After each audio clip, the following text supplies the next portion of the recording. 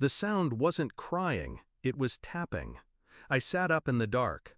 The clock blinked 3:11 a.m. Cold, too quiet. My wife's side of the bed was empty again. The funeral was tomorrow. Our daughter's white coffin sat in the living room, surrounded by wilting lilies. She was 3, pale, beautiful, and still. Except now, something moved. Tap, tap, tap. I followed the sound barefoot, heart pounding so hard I thought it would crack my ribs. I stood by the casket, held my breath. Then I heard it. "Daddy, help me!" My knees buckled. "I'm scared." Not a hallucination, not a dream. A voice. Her voice. I undid the clasps with shaking fingers, lifted the lid, and stopped breathing. She wasn't in a dress. She was in chains. Steel cuffs around her ankles, fresh bruises on her wrists, a gag stuffed inside her cheek. I dropped to my knees, shaking, trying to pull the bindings loose. She whimpered, tried to speak. I held her like I hadn't held her in weeks. My tears soaked her hair. When she could finally whisper, she said just 2 words. "Mommy, watched." I froze. I asked again. She nodded. My wife appeared seconds later, hair messy, robe loose, yawning. "What the hell are you doing?" I just stared at her. She blinked, covered her mouth. What happened? But I didn't speak, because I knew something she didn't. My daughter was still alive, and my wife had buried her. Chained? I didn't confront her, not then. I played dumb, took our daughter to the hospital.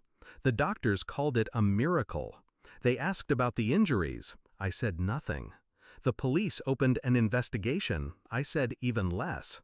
And at home? She acted normal, made tea, read bedtime stories, but she never looked me in the eye. I started watching, tracked her movements, collected security footage from neighbors. I bought a burner phone, planted a tracker in her car, installed a hidden camera in the guest room.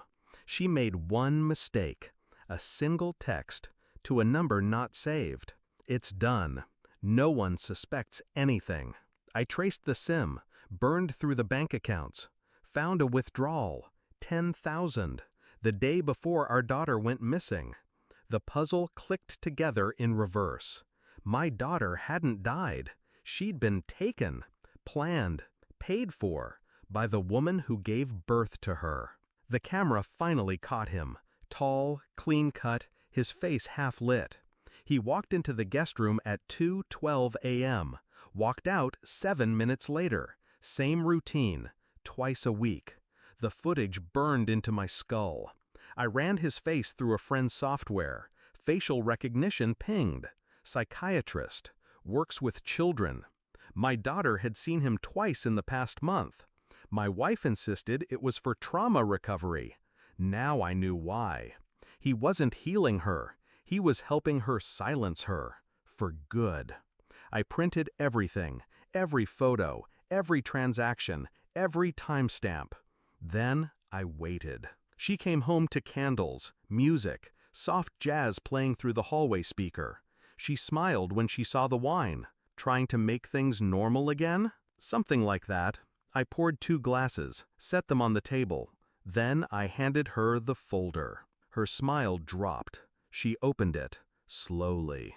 The photos, the surveillance stills, the text logs, the chain imprint on our daughter's ankle. She didn't speak, just stared at me like I'd stabbed her. "You knew?" I didn't blink. From the moment she said your name. Tears welled up in her eyes. She whispered something about mental illness, childhood trauma, blackouts. I didn't respond, because behind her, the front door opened. 2 officers stepped in, warrants in hand. She turned, froze. "Please, wait, she was supposed to die." They cuffed her mid-sentence. She screamed as they dragged her out. I took a sip of wine. The house is quiet now. My daughter sleeps in the room next to mine. No more shadows, no more chains. She doesn't ask about her mother. She doesn't cry when the night comes. She just holds my hand and breathes. I buried the dress she was supposed to be buried in, burned the coffin, threw the chains into the river. The system calls it attempted murder. I call it betrayal, and I wear it like armor. The final sound I remember isn't her scream. It's my daughter's voice whispering in the dark. "Daddy, help me." I did, and I never stopped.